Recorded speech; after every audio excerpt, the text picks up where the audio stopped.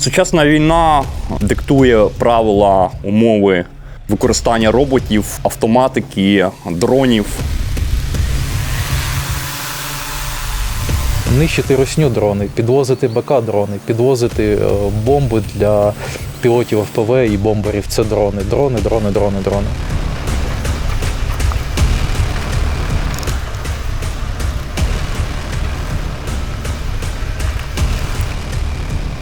Оскільки війна 24-25 року стала війною роботів, то відповідно і мусили змінитись навколишні обставини, відповідно масштабувались і ми.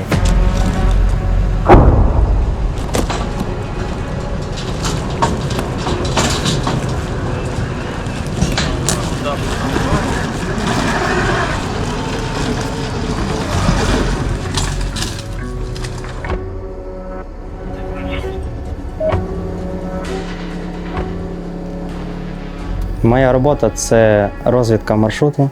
Для НРК це супровід НРК.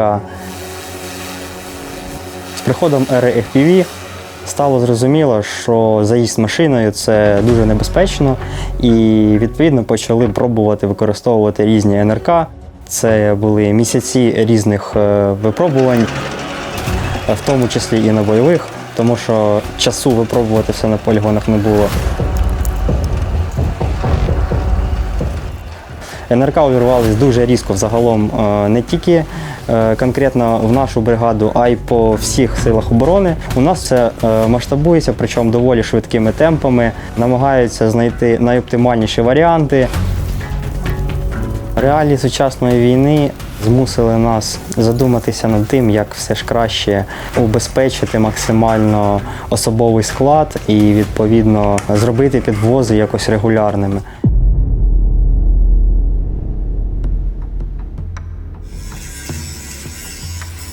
Зараз ми знаходимося в майстерні, ми дрони модифікуємо, перероблюємо під наші задачі, під наші нужди, покращуємо їх. До війни я був айтішником, а зараз я керую майстернею, ми ремонтуємо, впроваджуємо нові технології, працюємо на результат, допомагаємо цілому батальйону з логістикою і робимо дуже багато крутих і корисних речей.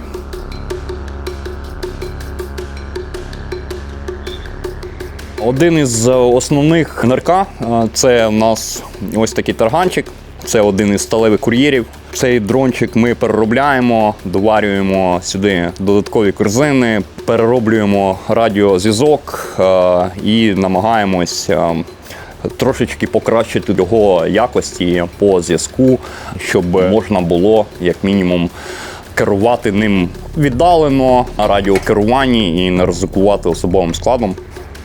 Це війна роботів в першу чергу.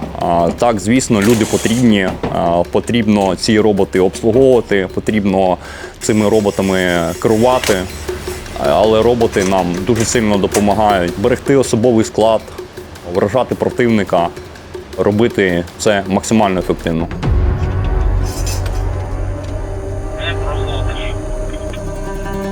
В даний момент наш підрозділ займається логістикою на Донецькому напрямку. Зазвичай робочий день підрозділу починається з розгортання обладнання, аналізу задач, які нам поставили на поточний день. Найчастіше це від 2 до 5 доставок на день. Це БК, провізія, різноманітні так звані хотілки хлопців, які виконують бойові задачі на позиціях. Вони дуже радісні після цього, тому що їм не довелося це тягнути на своїй спині, особливо коли це генератор, екофло і, в принципі, весь габаритний і важкий вантаж. Щось таке ляпнуло, 152. Пілот зверху показує картинку, водій НРК сидить, дивиться картинку на великому екрані. Точніше, за рахунок цієї картинки пілотує наземним дроном. Емоції тільки позитивні. Ми ж возимо бімби, які потім скидають русні на голову. Найкраще, що я пам'ятаю, це коли везли нашим бомберам новий ФАБ на 15 кг. Я дуже просив від них відео, як цей ФАБ будуть застосовувати. В роботі нашого підрозділу не рідкі такі випадки, коли НРК або з технічних причин стає десь в полі, або на дорозі, або після атаки ворожого ФПВ. НРК стає небоєздатним, але потенціально його можна евакуювати та відремонтувати. Для цього в нас розроблені спеціальні інструменти, скажімо так, для евакуації інших дронів. Коли боєздатний дрон під'їжджає до небоєздатного, і ми або самі до нього йдемо зачепити, взяти на евакуатор, або просимо хлопців, які є поряд, щоб вони допомогли нам з цією задачею. Вивозимо дрон, ремонтуємо, і він далі виконує свої завдання. Я пам'ятаю це відео, бо це я був пілотом. Там була дуже складна ситуація з еваком дрону. Складна вона була тому, що це треба було зробити терміново і не було чим. І там хлопці буквально з глини і палок зробили зачеп для тросу. І ми розпочали евакуацію. І так як місцевість, скажімо так, не дуже привітна, треба було робити це швидко. Єстественно, газ в пол, поїхали, НРК, який ми евакуювали, вилетів в яму, перевернувся, варіантів не було, ну, попросити хлопців ходити по доволі відкритій місцевості, ну, така собі історія. Я прийняв рішення їхати далі, ми трохи його протягли, пошкарябали, і на наступній ямі він вдарився об неї і став на колеса. Так, ми успішно його евакуювали, він був трохи, як так сказати, пошкрябаний. Все, нічого страшного не сталося. Він досі, скоріш за все, працює. За останній місяць це було приблизно 3 вдалих ухилення від 4 атак.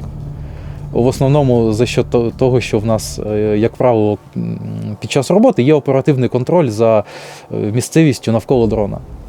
І якщо ми завчасно бачимо ворожу FPV, яка нас, так сказати, пасе, то ми можемо зробити якийсь маневр, заїхати кудись, куди вона не залетить, або зробити інший обманний маневр, щоб обманути ворога.